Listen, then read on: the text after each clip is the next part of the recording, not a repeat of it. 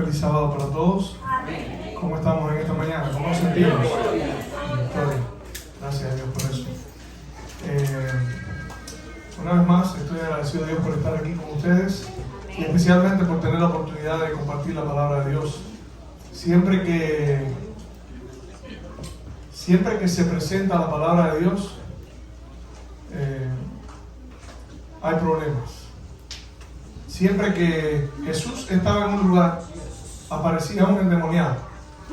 Antes de Jesús no había registro de eso, pero en ese tiempo, cuando Jesús comenzó a aparecer, que comenzó a presentar la palabra de Dios, había problemas. Cuando los apóstoles predicaron el Evangelio, había problemas. Cuando Pablo andaba por ahí, por las naciones, predicando el Evangelio, había problemas. Porque vivimos en medio de una lucha, vivimos en medio de un conflicto entre el bien y el mal.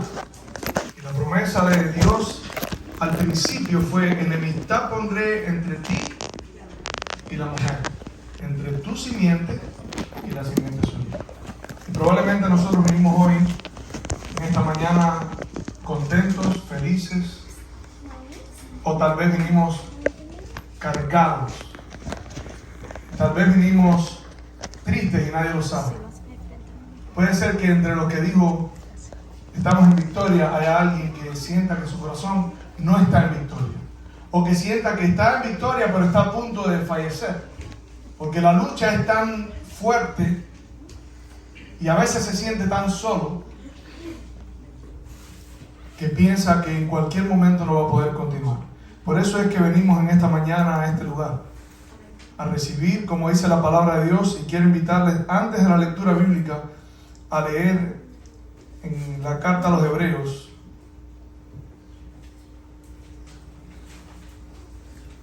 Hebreos capítulo 10. El apóstol Pablo estimula a la iglesia a reunirse, a congregarse. Y miren para qué. El versículo 23 dice: mantengamos firme, sin fluctuar, la profesión de nuestra esperanza. O sea, todo parece indicar que es posible que haya circunstancias en la vida que nos lleven a no estar firmes y que nuestra esperanza pueda en algún momento fluctuar. Por eso Pablo recomienda: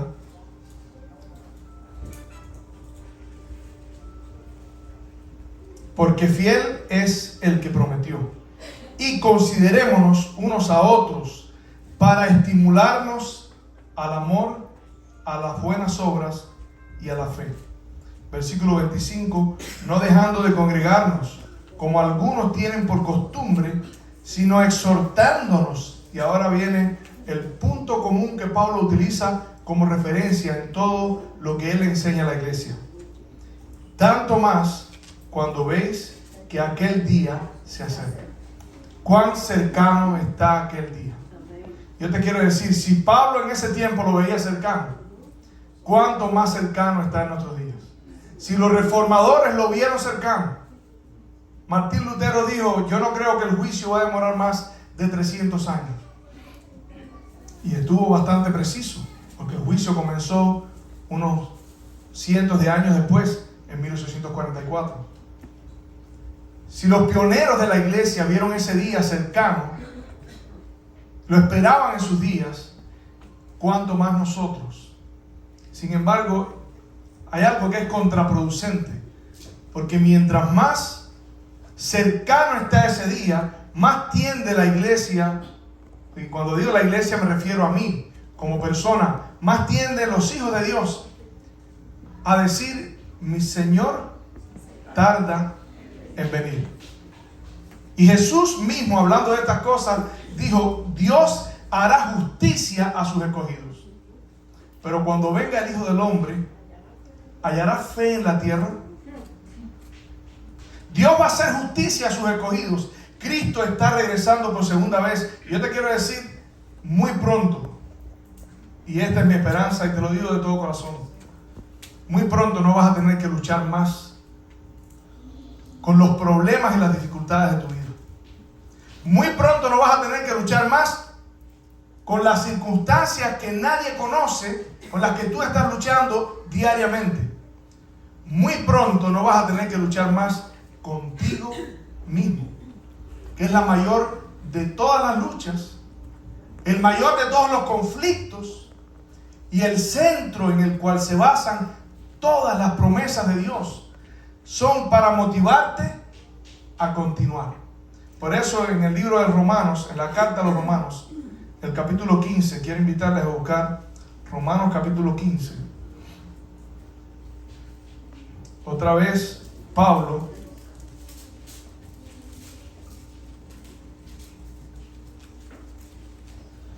versículo 4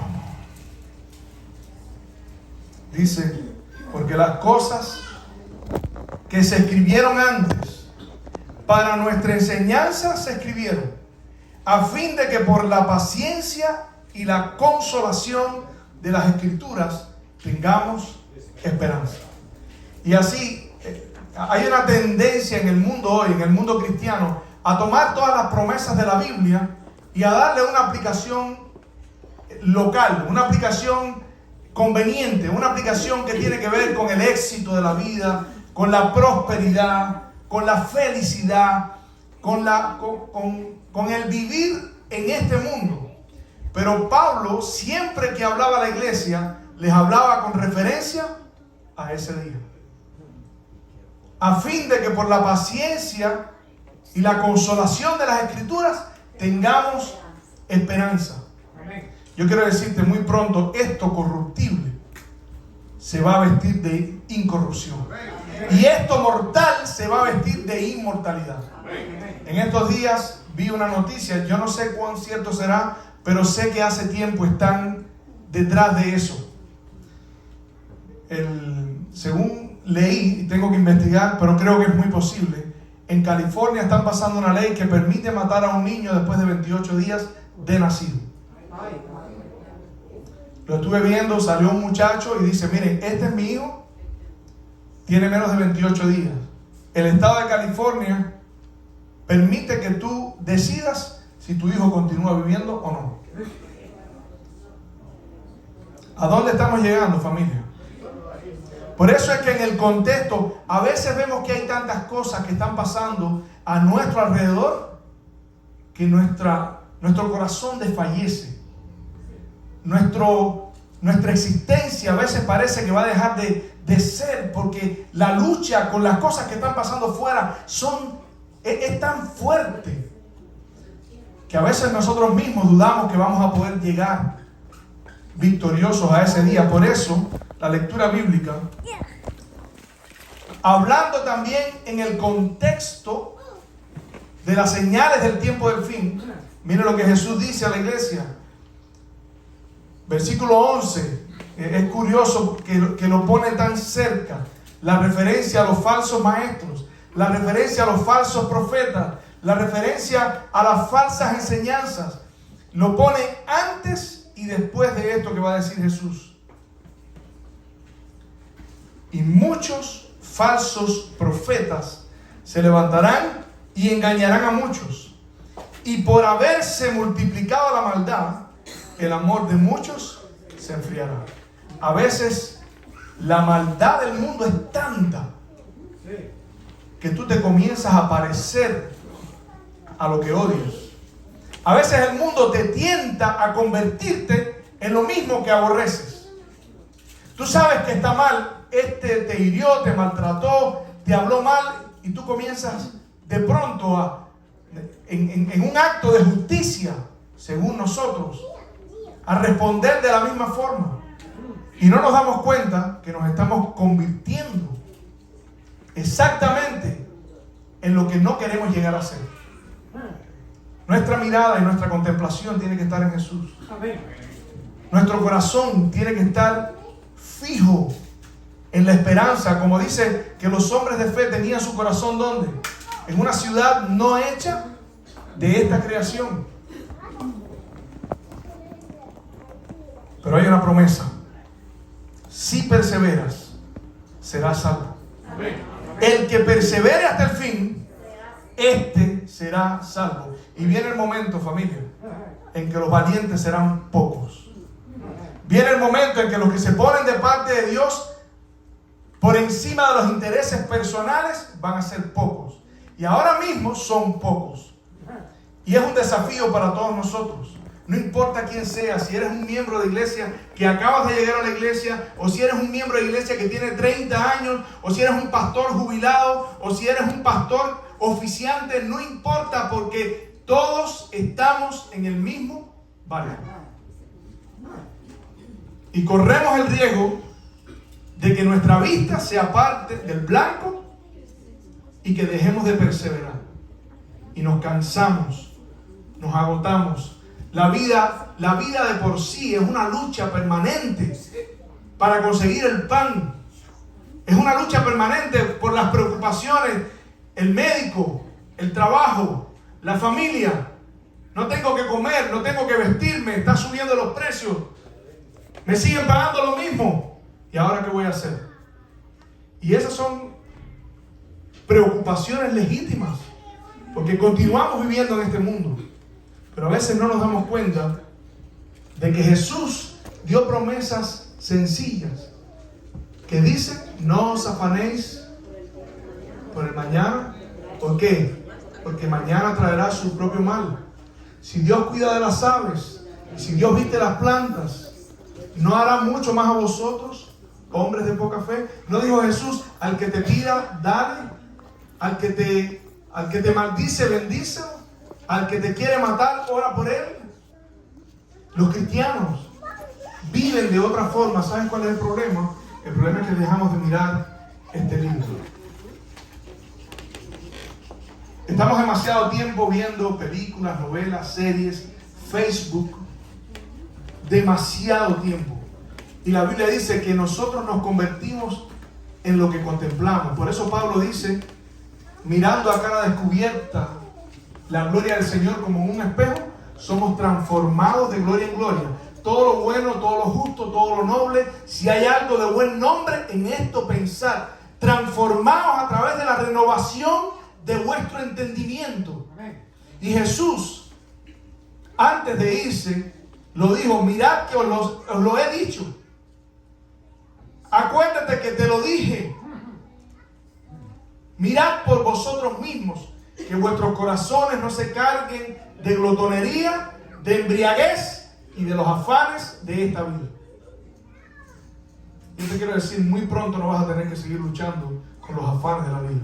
Pues yo creo que Jesús va a venir en estos días. Amén. Y es curioso porque las personas de la Segunda Guerra Mundial, la primera, la segunda, también pensaron eso. Los pioneros pensaron que Jesús iba a venir en sus días. Pablo pensaba que Jesús iba a venir en sus días. Pero yo te digo que lo que nosotros estamos viendo, Pablo nunca lo vio. Exactamente. Lo que nosotros estamos contemplando, Elena White nunca lo vio.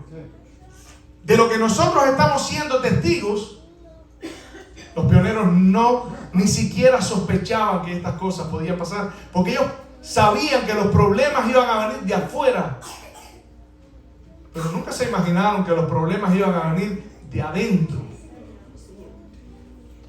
al nivel en que los estamos viendo. La vida cristiana es una lucha, es una batalla.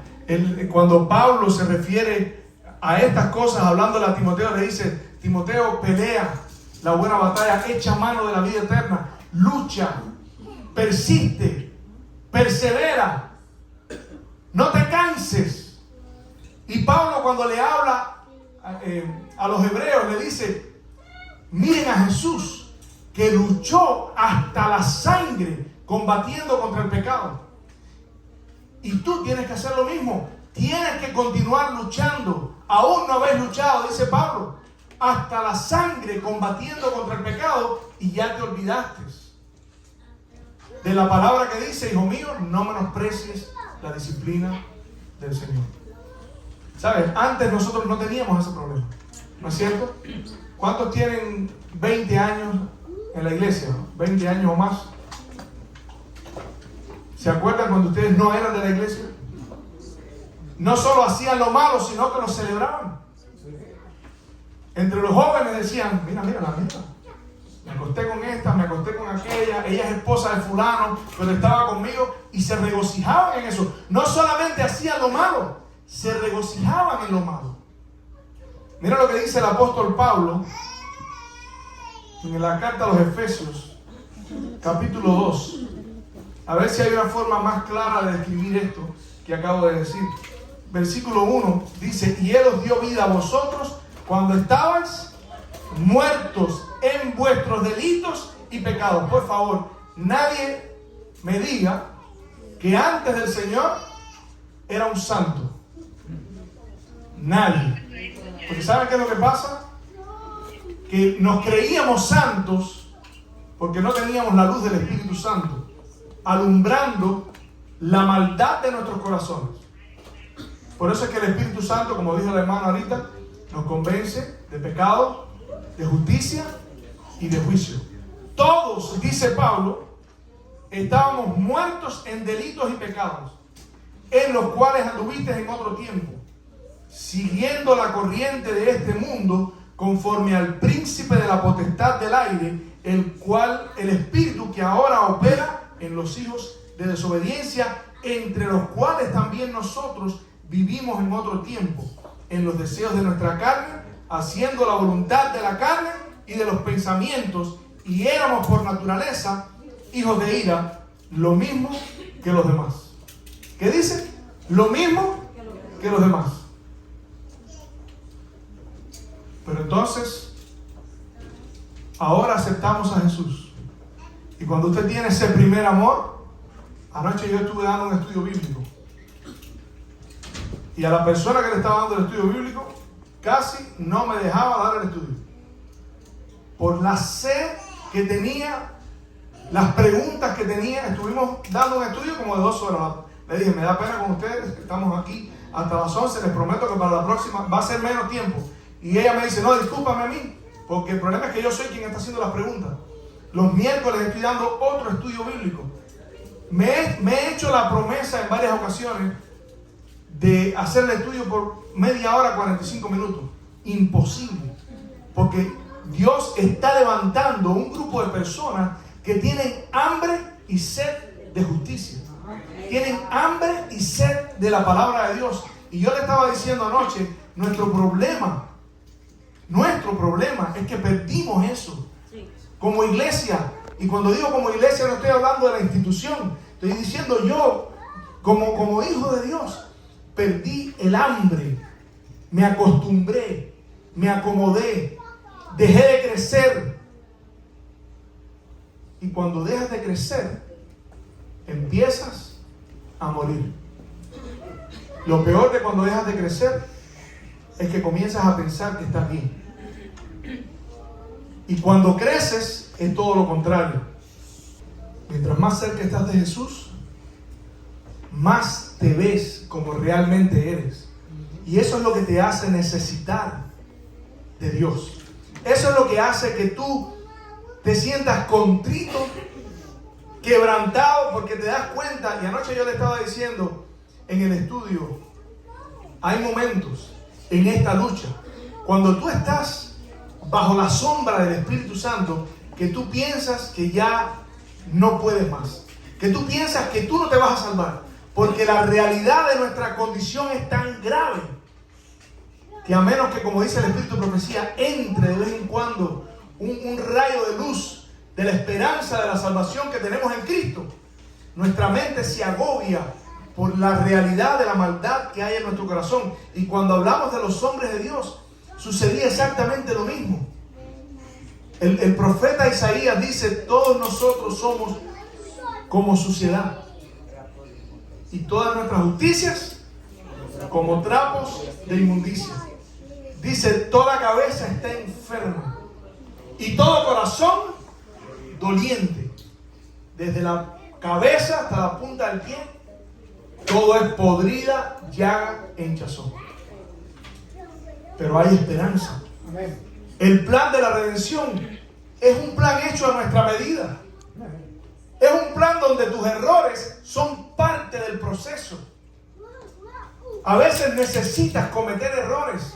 Si tú no cometes errores, Tú no puedes entender dónde está tu problema. Y el Espíritu Santo ilumina las cámaras más profundas de tu corazón. Por eso cuando cometas errores, por favor, pon en tu mente el plan de la redención. No te dejes cansar por el enemigo. No te angusties, porque la Biblia dice que el contrito y humillado no despreciarás tú, oh Dios.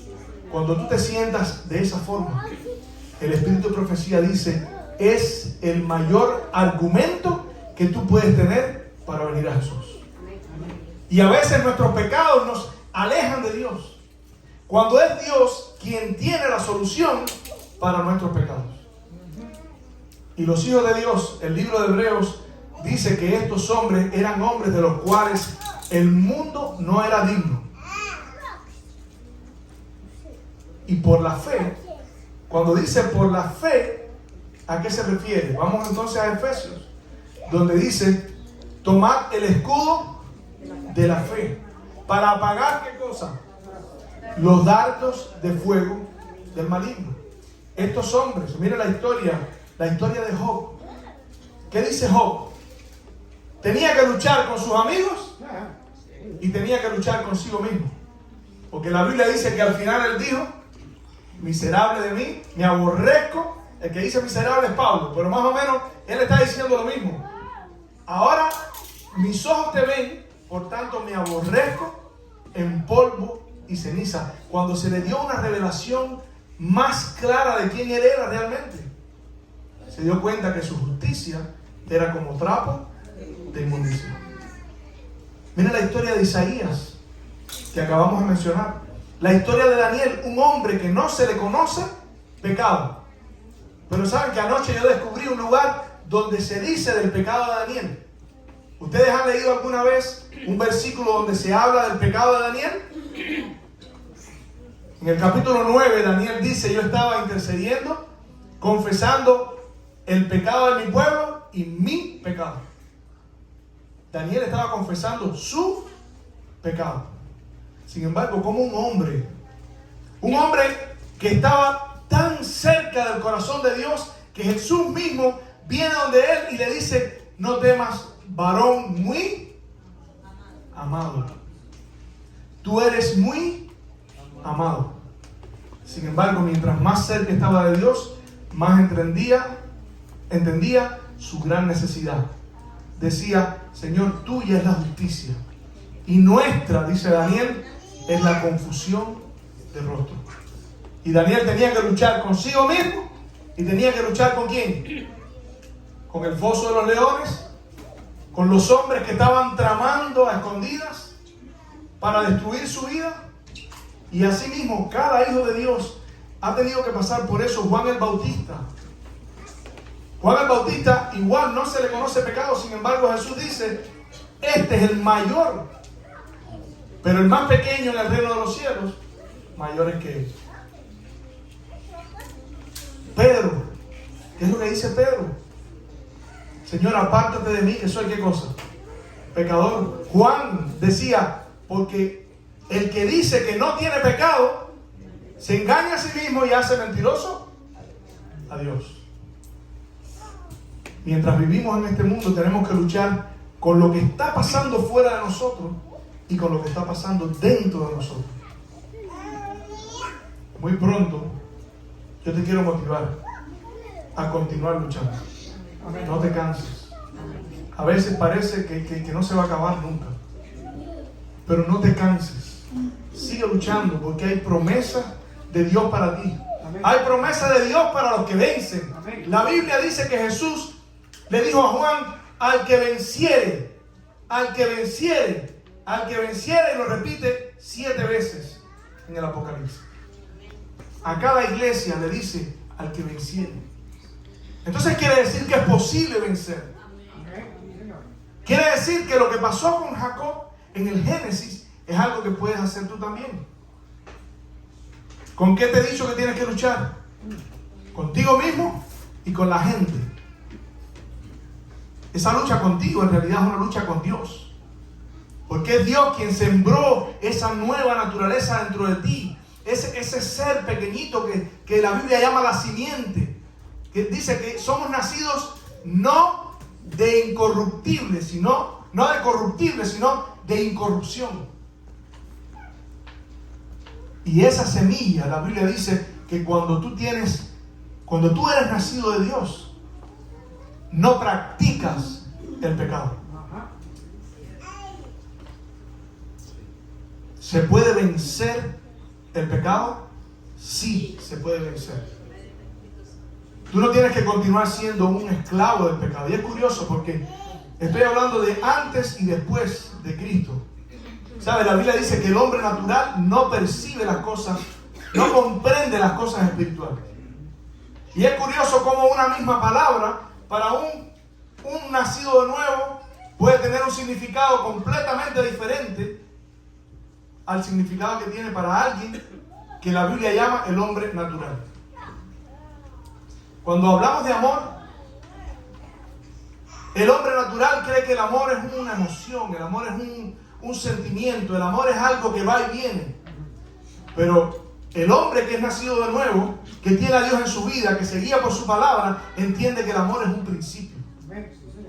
Por eso la Biblia dice que en el tiempo del fin, ¿qué cosa? El amor de muchos se enfriará, porque cada vez serán menos. Cuando los valientes sean pocos. La palabra fe para un nacido de nuevo tiene un significado completamente diferente a lo que tiene la palabra fe para un hombre natural. Y por eso es que Santiago dice, los demonios también creen y tiemblan. Pero la fe que obra por el amor y purifica el alma, esa es la fe que salva. Y esa es la fe de los hijos de Dios. Los hijos de Dios vienen a Dios para entregarle su corazón y vivir y ser fieles a Dios. El hombre natural viene para que Dios le resuelva sus problemas. El hombre espiritual viene para ser fiel a Dios. El hombre carnal quiere que le digan algo de cómo ser feliz.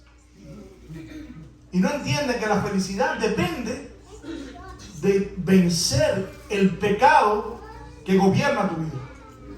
Todas tus tristezas, todas tus sinsabores, todas las cosas que te afligen son productos del pecado que gobierna tu vida. Por eso Pablo dice, miserable de mí, ¿quién me librará de este cuerpo de muerte? Por eso Pablo dice, quebranto y desventura hay en sus caminos y no conocieron caminos de paz. La respuesta está en Jesús. Y todas las promesas de Dios son para estimularte al amor, a la fe y a las buenas obras. Todas las promesas de Dios son una motivación para que tú recuerdes que estás a punto de llegar a la eternidad. En Cuba había un dicho que dice, tanto nadar para venir a morirse en la orilla. Y hay una historia de alguien que estuvo cavando y cavando en busca cuando la fiebre de oro, cavando y cavando y cavando, y cuando ya casi no se veía ahí, dijo, aquí no hay oro. Se levantó y se fue. Y después vino alguien, se adentró en ese hueco y tomó el pico, y cuando dio el primer picazo hizo ¡king! Ahí estaba el oro. Ten cuidado porque la Biblia dice que justo antes de la venida de Jesús, el siervo negligente dirá, mi Señor tarda en venir. No te canses, persevera, porque hay promesa de victoria, hay promesa de salvación. Dios ha prometido que tú puedes vencer cualquiera sea la situación que tienes en tu vida. Y la lucha, en mi propia experiencia, la lucha tiene que ver, yo la divido así, esto no se puede explicar, pero una manera de que nosotros podamos tener una idea. La primera lucha del diablo en tu vida es contra ti. Cuando tú no tienes problemas fuera de tu vida, es porque el diablo te está venciendo dentro de tu corazón. Puedes tener la absoluta seguridad. Cuando tú no tienes problemas fuera de ti, es porque todavía él no ha entrado en la segunda etapa. La primera etapa es cuando él te tienta y te vence. Nadie lo sabe, nadie te ve, pero él te tienta y te vence. Te tienta y te vence. La segunda etapa es cuando los enemigos del hombre son los de su propia casa. Si no penséis que he venido a traer paz, sino espada. Es por eso que en una casa todo el mundo tiene que estar en la misma sintonía. Para estimularse, para motivarse. Defectos, todos tenemos. Pero estamos en esta vida luchando, tratando de llegar a ese lugar. Tratando de vencer, como Jesús dijo, tratando de aprender cómo aferrarnos, cómo tomar esa herramienta del poder de Dios para poder vencer, porque no lo sabemos, lo aprendemos a lo largo de la vida. Cuando usted entra a la iglesia, le dicen, una vez que tengas el poder de Dios en tu vida, usted va a ser un vencedor. Y te pasas 20 años averiguando cómo funciona eso. Y los que no entienden cómo sucede, cómo funciona esto, te ven, se ríen, critican, juzgan, y no saben que tú estás aprendiendo cómo vencer el pecado.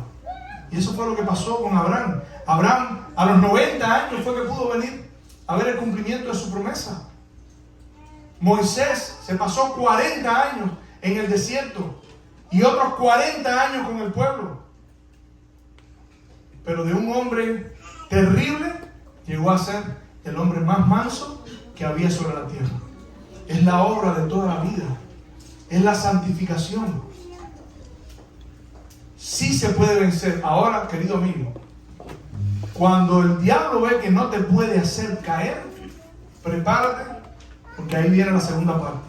Pero cuando tú puedes vencer también esa segunda parte de tus amigos, los problemas con la gente que te critica, los que te dicen cosas, los que te pitan en el tráfico, cuando tú logras mantener el carácter de Jesús bajo las circunstancias externas, bajo el fuego externo, entonces viene la persecución. Tú puedes tener la absoluta seguridad, porque la Biblia dice, todo el que quiera vivir piadosamente en Cristo, sufrirá persecución. Y Jesús dice, bienaventurados sois, cuando por mi causa, ¿qué cosa? Digan toda clase de mal contra vosotros, mintiendo. Cuidado, porque hay personas que andan por ahí ahora predicando disparates, y cuando se les corrige, dicen, ven, me están persiguiendo. No, hermano, no te están persiguiendo.